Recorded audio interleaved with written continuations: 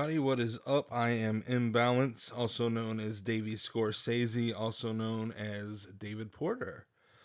Welcome to another episode of the Imbalance Podcast.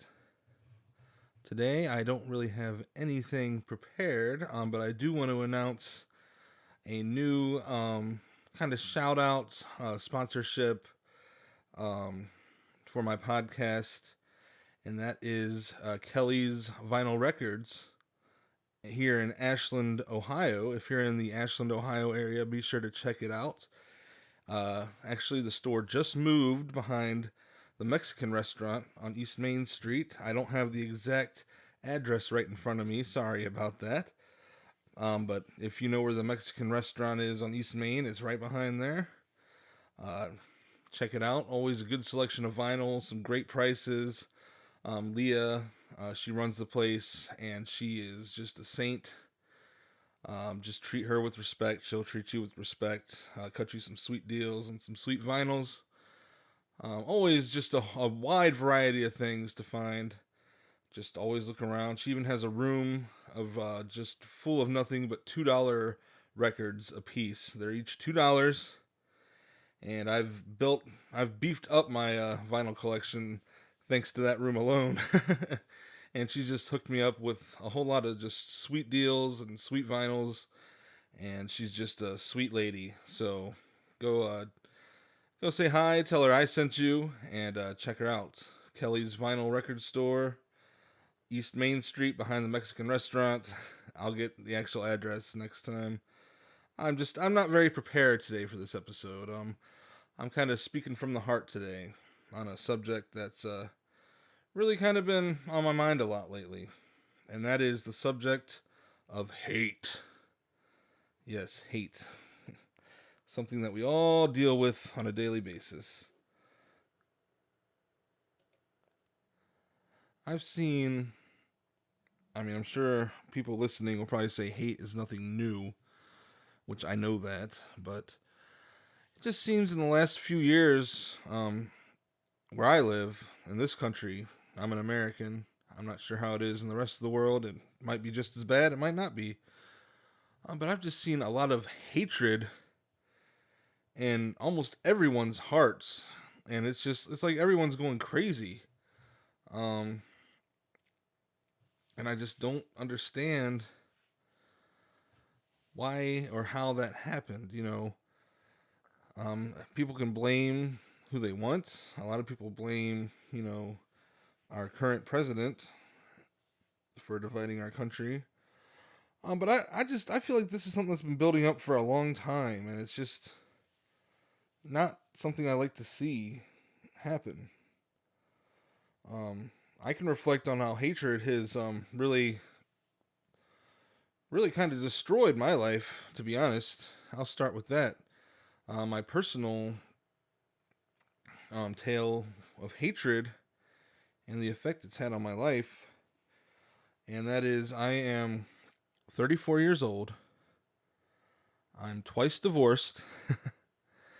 I I've had a very rocky roller coaster ride of romance in my life. And I think I can pinpoint the reason why is pettiness and hatred. So if any of my exes are listening, you're going to want to record this recording, hold on to it forever, mark this day on your calendar, because I'm going to once and for all say that I was the problem. That's right. I'm right here now. As I record this, it is 6:58 p.m., December 9th, 2020. And I'm saying that it was my fault that all my past relationships crashed and burned. And I'll tell you why. It all started, first of all, my first major relationship I got in, I was 18 years old. Yes, that's right. Such a scrub and a loser that I never really had a real relationship in high school. And it wasn't until I was 18 that I got into my first real relationship that quickly became my first marriage. That was the first mistake. I rushed way too quickly into a big, serious commitment, and that didn't happen until I was 21. So at least I waited a couple years, but still, no, I was 19. I correct myself. I stand corrected. I was 19 when I first started this relationship. And what had happened was I actually had a major crush on another girl, and things started to look like they were going, you know, well. And I thought I was going to be with this girl, in a relationship. And from what I can remember, her cousin had a crush on me or something like that, and it caused this big fight between them. And because of that, this girl told me she couldn't be in a relationship with me. And that was really the first time, if you've listened to my previous podcast, I've talked about my BPD symptoms. That was really the first time I had like a BPD reaction to rejection. Like, it destroyed me. I was crushed, which is insane because I had only been talking to this girl for like maybe a few months, and yet I thought I was madly in love with her. And you would have thought someone stabbed me in the heart when this happened. Um, and before I started pursuing a relationship with this girl, um, I was kind of peer pressured into a relationship with another girl, and this girl was the one who ended up becoming my wife. But the first go around, she called me one day and told me she was cheating on me and broke up with me. And that right there, I don't know why I ever decided to marry her, because wow, everything started off so well. But things happen. I was young and dumb and full of cum. I was also a virgin until I met that girl. Another big reveal about the winning lifestyle of Davey Scorsese. But yeah, um, I lost my virginity to this girl because, surprise, after the whole cousin controversy with the other girl and getting shot down, I ran back to the other one because of hatred and pettiness, because I wanted to make the other girl jealous and regret shooting me down. All the wrong reasons to get into a relationship. And trust me, it came back to bite me a couple years later. Um, so yes, I lost my virginity to this woman, and I was raised religious. I was taught that premarital sex was a horrible, horrible thing. So I thought, well, I've already, I've committed that sin, so the best way I can do to make up for it is to marry this woman. And I did a couple years later. We planned out a huge, huge wedding and reception at the Mansfield Reformatory where Shawshank Redemption was filmed. If that's not just a total visualization of what I was getting myself into, I don't know what is. And we had a week-long honeymoon at Walt Disney World in Orlando, Florida. That wasn't a plug, by the way.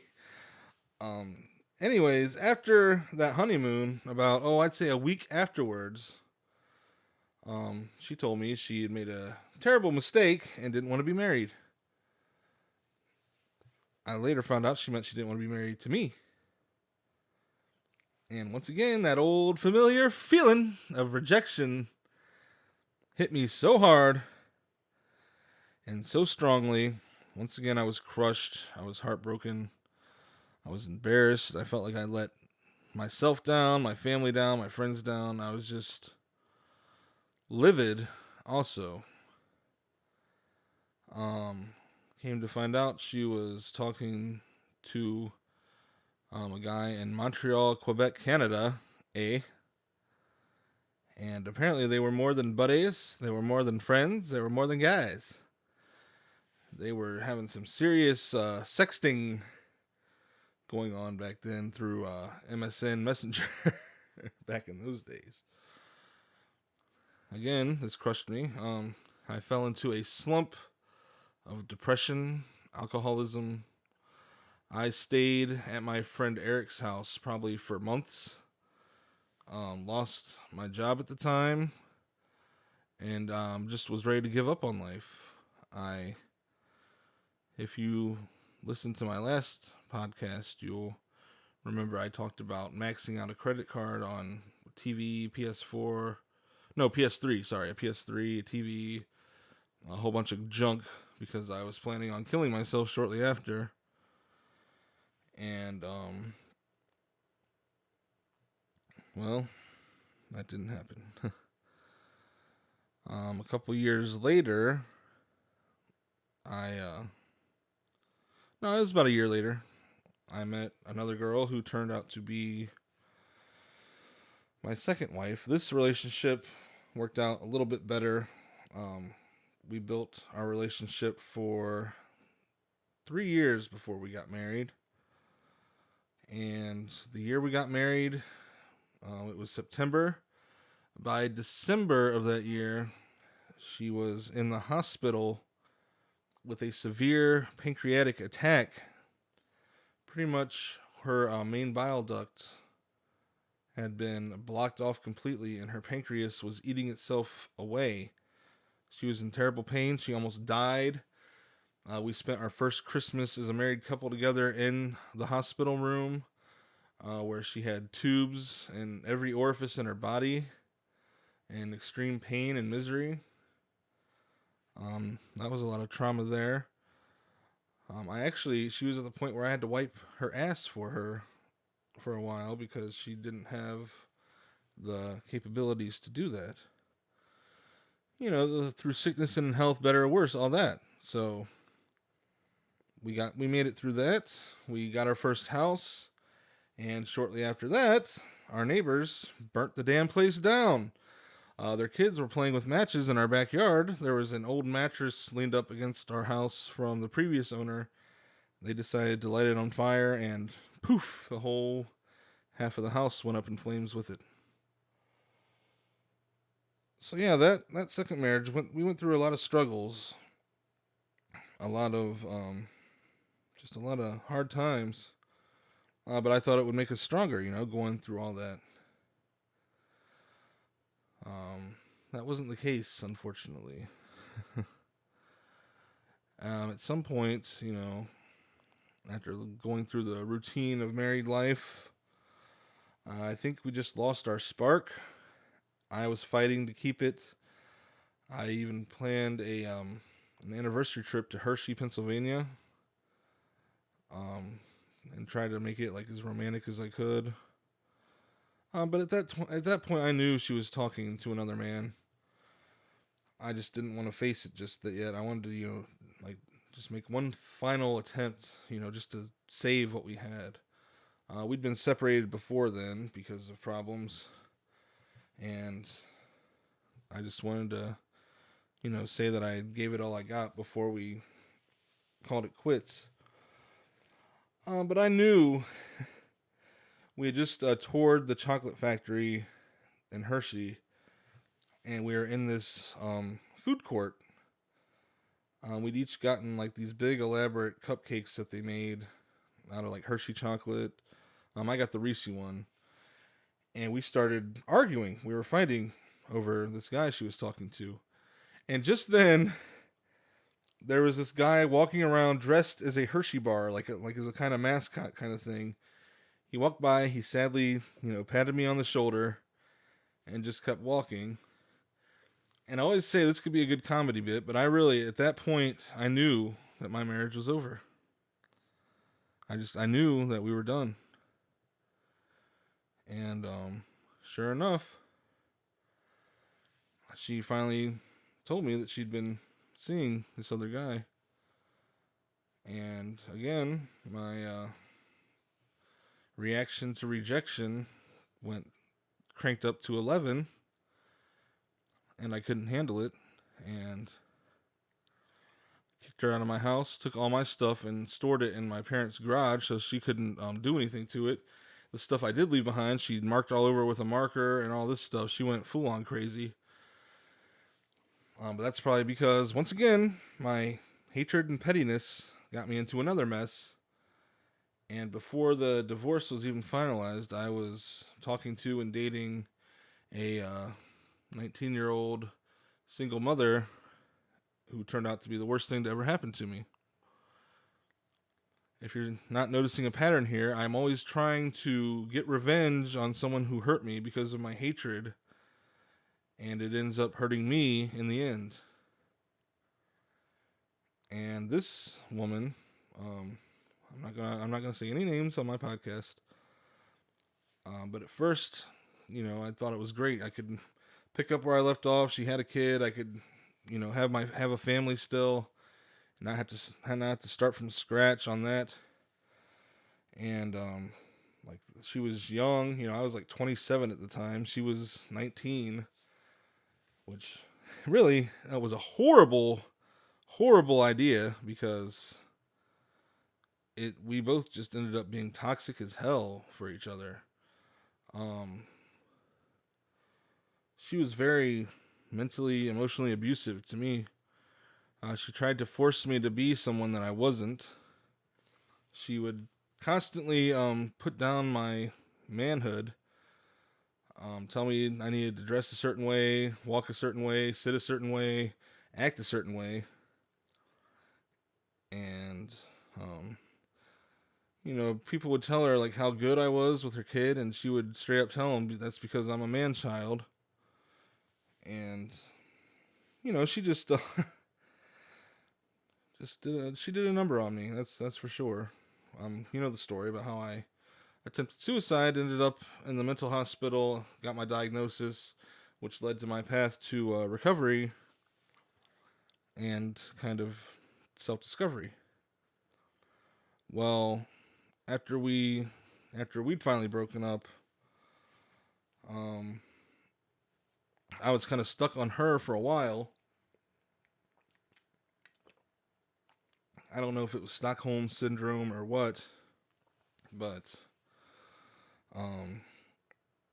after a couple years, I met a friend, and she was a lesbian, and she wanted me to hang out with her at a gay bar.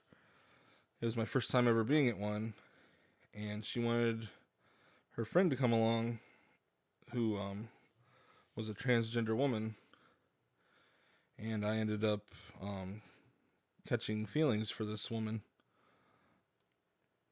And once my ex found out that this woman was transgender, she lost her shit. She called me a faggot. She told me that the only reason I'm going after a trans woman is because I could never get a, quote, real woman. Called her a man. Said I was lusting over men. Said I was fucking disgusting. Just all this stuff. And yeah, that's a horrible thing to say, but also just knowing how much it bothered her, once again, because of my hatred and my pettiness, kind of gave me like this satisfaction of knowing how much she hated the fact that I went from her, a quote unquote real woman, to a transgender woman. I felt like it was a real strike on her ego and knocked her down a few pegs.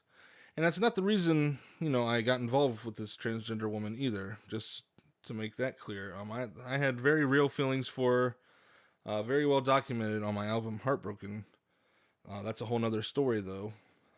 But the point is, for the majority of my life, I have let my hatred towards someone else drive my decisions and drive me. And it's always gotten me in a worse place than I was before.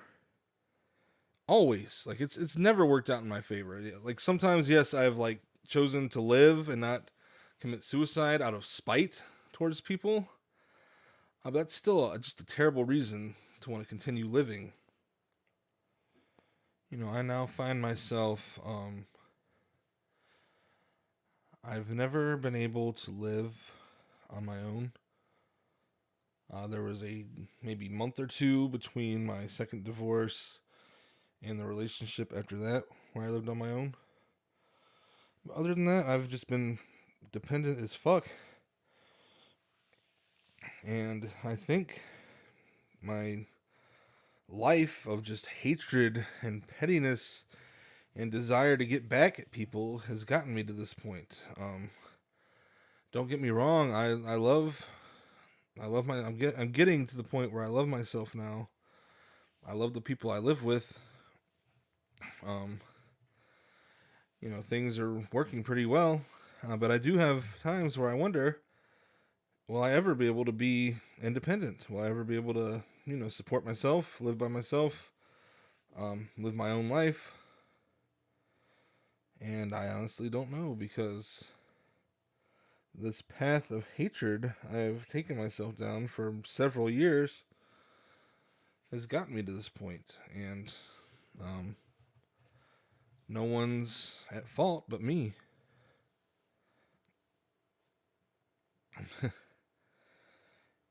Jedi Master Yoda, yeah, here's another nerdy quote for you, said that fear is the path to the dark side. Fear leads to anger. Anger leads to hate. And hate leads to suffering. And that's a good segue into going from my personal experiences with hatred to what I'm seeing in the world.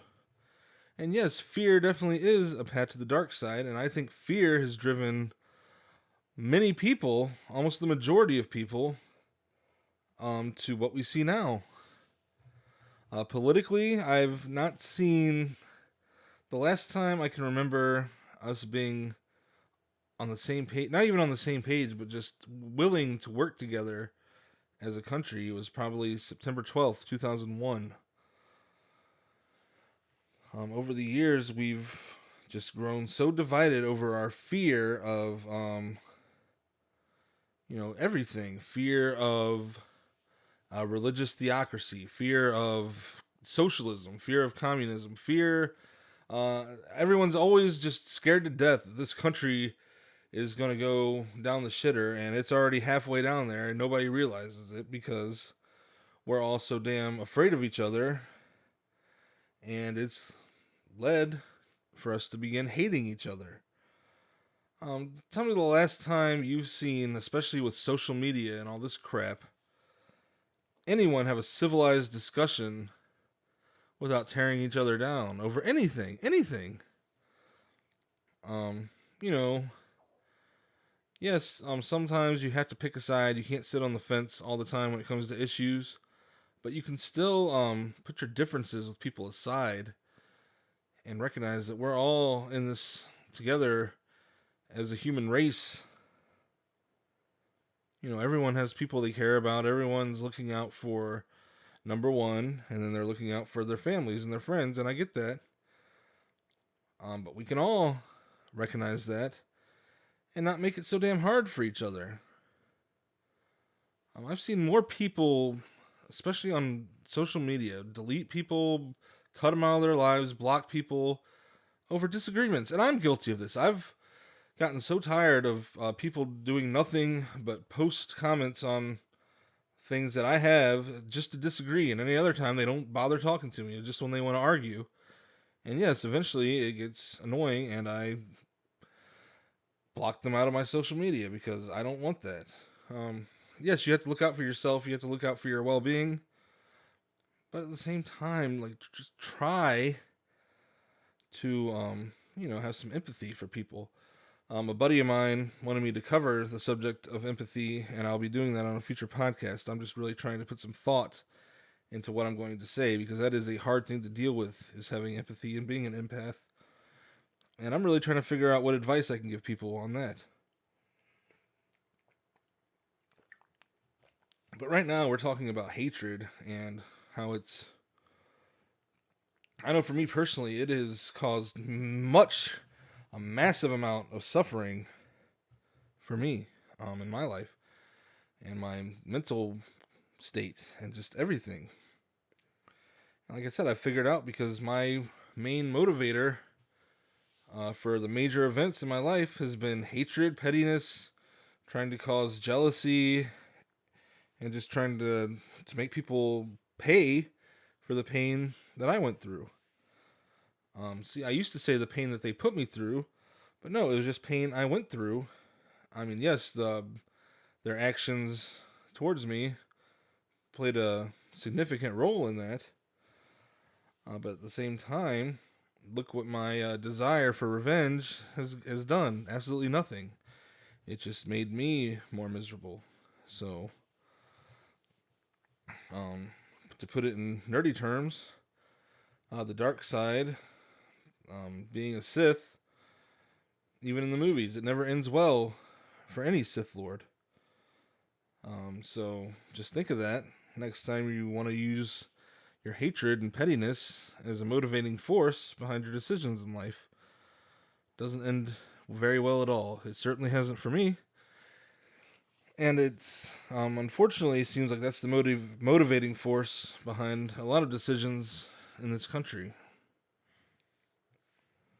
That's why we have Antifa, we have the Proud Boys, we have the KKK, we have just a whole bunch of homegrown extremist terrorist organizations, all trying to cause chaos and destruction and fear, and it's because we all don't trust each other. We fear each other. We feel anger towards each other. We resent each other. And at some point, something has to give. We need to have some real conversations with each other about what we can do to make our home a better place. And hopefully it happens soon, because I don't think we have a lot of time left before, things get worse. I'm not a doomsday prophet. I'm just saying I have hope that things will be better.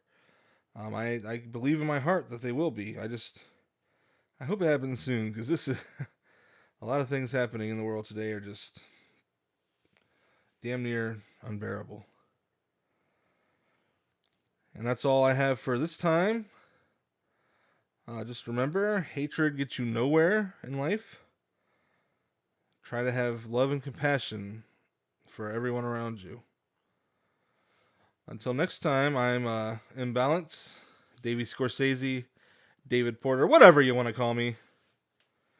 And this has been the Imbalance Podcast.